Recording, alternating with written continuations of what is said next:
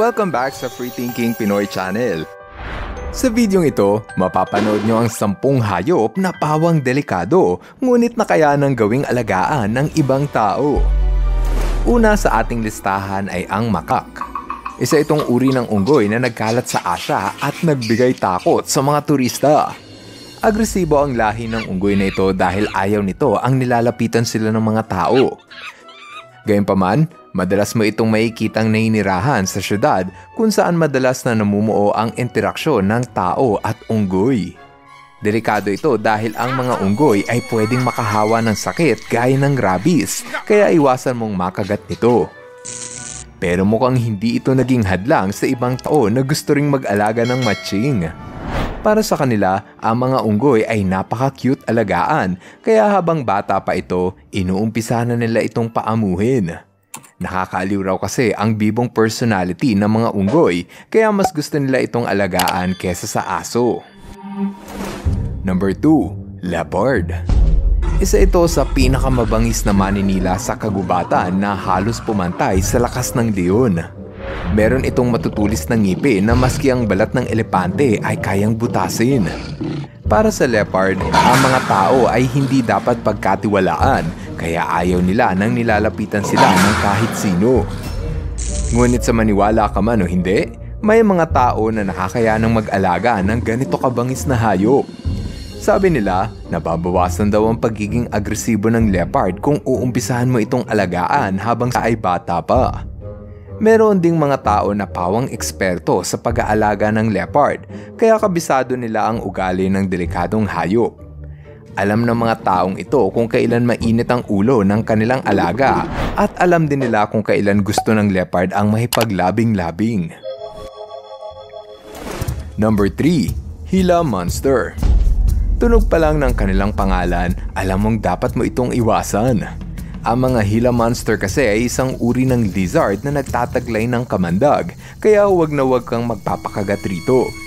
Kapag nakagat ka nito, mararamdaman mo ang sobrang pananakit ng sugat, hirap sa paghinga, at pagbaba ng iyong blood pressure, mga sinyales ng pagkalason.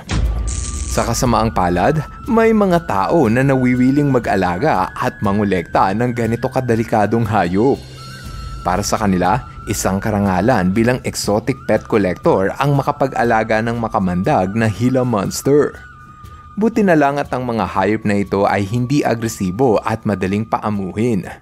Basta't huwag mo nga lang itong sasaktan at dahan-dahan mo lang silang hahawakan nang sa ganon hindi ka nito kagatin. Number 4. Water Buffalo.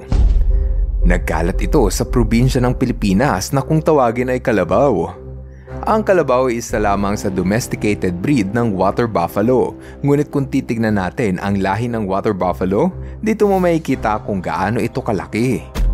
Kasali sila sa ating listahan dahil delikado ang lumapit sa ganito kalaking hayop. Kapag tinamaan ka ng kanilang sungay, siguradong ospital ang bagsak mo pag inatake ka nito. Unpredictable o halos hindi mo mahulaan ang mood ng mga wild buffalo, kaya hindi mo alam, bigla ka na lang nitong susuwagin. Ang mga wild buffalo ay hindi katulad ng kalabaw na maamo sa tao, kaya hindi ito sanay na hinahawakan sila at nilalapitan. Mas maganda, hayaan na lamang natin silang mamuhay sa kanilang likas na tahanan. Number 5. Reticulated Python. Ito ang pinakamahabang uri ng ahas sa mundo dahil kaya nitong lumaki sa sukat na 32 feet. So sobrang laki, pwede na itong kumain ng isang buong tao. Bukod pa riyan, ang mga ngipin nito ay sobrang talas, kaya maski ang makagat ng sawa na ito ay tiyak na mag-iiwan ng malaking pinsala. Sa mga pambihirang pagkakataon, mayroong pa ring mga tao na kinayang mag-alaga ng malahalimaw na ahas. Sabi nila, astig raw ang mag-alaga nito, kaya mas malaki ang sawa, mas nakamamanghang pagmasdan. Kaaliwan mo rin ng ibang reticulated python dahil pawang sanay na sanay ang mga ito sa piling ng mga tao at hindi na ito nangangagat pa. Ikaw, takot ka ba sa ahas? Kung nasisiyahan ka sa ating kwentuhan, sana ay pindutin mo ang like button. Pag pinindot mo, edi maraming salamat! Number 6, tarantula. Sa lahat ng mga gagamba, ito na ata ang pinaka nakakakilabot.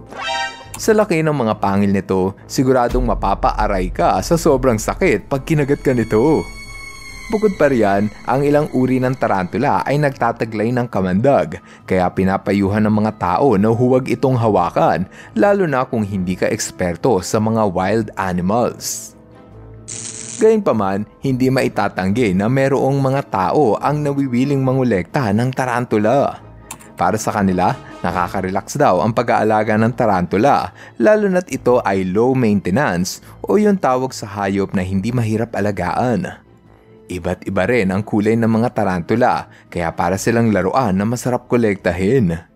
Huwag mo nga lang itong ibibigay sa taong duwag sa gagamba. Number 7. Moose. Isa ito sa pinakamalaking hayop sa North America at isa sa pinakadelikado. Sa sobrang laki, pwede nitong wasakin ang iyong sasakyan. Meron itong naglalakihang sungay, kaya wag mo itong gagalitin kung ayaw mong suwagin ka neto. Pero mukhang ayaw magpaawat ng ibang tao sa pag-aalaga ng moose dahil para sa kanila, napaka-cute daw ng higanting ito. Kung tutusin, hindi naman agresibo ang mga moose.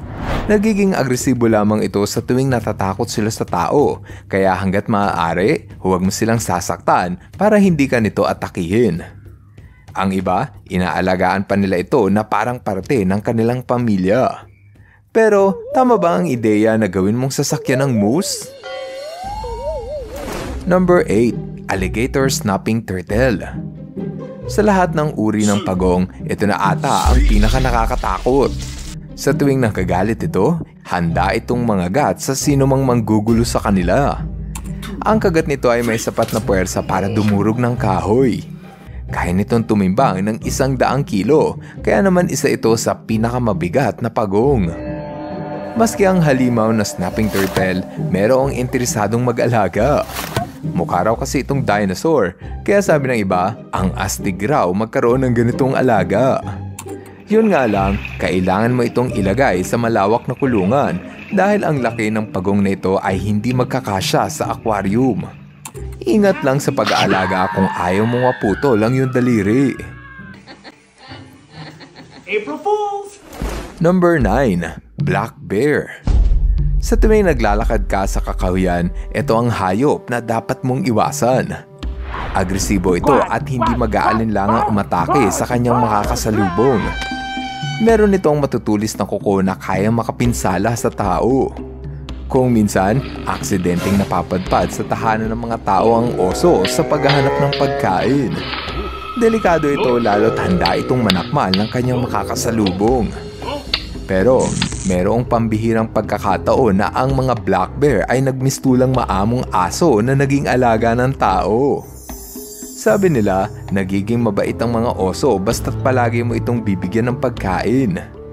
Maganda sanang gawing alaga sa bahay ang mga oso, lalo't wala nang magnanakaw ang papasok sa inyong bahay kung may tagabantay kang oso. Bukod pa riyan, hindi maitatanggi ang ubod na cute na mukha ng oso, kaya nakakaaliw silang kasama sa bahay. Ang panghuli sa ating listahan ay ang monitor lizard. Delikado ang mag-alaga ng bayawak dahil pwede ka nitong kagatin. Nagtataglay ito ng matutulis na ngipin at matalas na kuko na pwede nilang gamitin sa sinuman tao na pilit na manghuhuli sa kanila. Mahaba ang buntot nito at ito ang kanilang ginagamit bilang pamalo sa mga kalaban. Para itong latigo sa sobrang sakit sa sino mang matatamaan. Kahit mukhang delikado ang mga bayawak, marami pa ring interesado ang mag-alaga nito. Para sa kanila, naaakit daw sila sa ganda ng balat at liksi ng pangangatawan ng bayawak, kaya nila nagustuhang alagaan ito. Mas malambing pa nga daw ito sa aso at mahilig magpakarga. Katulad lang din ito ng aso na marunong mangilala ng kung sino ang kanilang amo base lang sa muka. Patunay ito kung gaano katalino ang espesyal na hayop na to. Kung ikaw ang tatanungin, anong exotic animal ang gusto mo ring alagaan? Para sa akin, parang ang astig yata kung meron kang alagang tigre sa bahay. Kung ano man ang napili mong hayop, pa-comment na lang sa ibaba ng video nang mabasa namin. Ngayon, andito na tayo sa ating shoutout portion. Hello kay Genrev Josh C. Severino. Hello rin kay Jade Ezekiel Alvaro. What's up kay Dylan Josh D. Polido. Shoutout kay Blair Corpus. Nathaniel Brian Flores Badeo. Happy 7th birthday kay Caleb Steven Perez. At kay Rajon at sa buong pamilya Cabrera. Maraming salamat sa inyong panunod. Now, see you guys in our next video. Bye-bye! Hello mga ka-FTP! Ako si Nomer at nagpapasalamat sa inyong panunood. Kung nagustuhan nyo ang video ito, subscribe na sa FTP channel. Don't forget to hit the subscribe button para updated ka sa mga bagong videos. Paalam!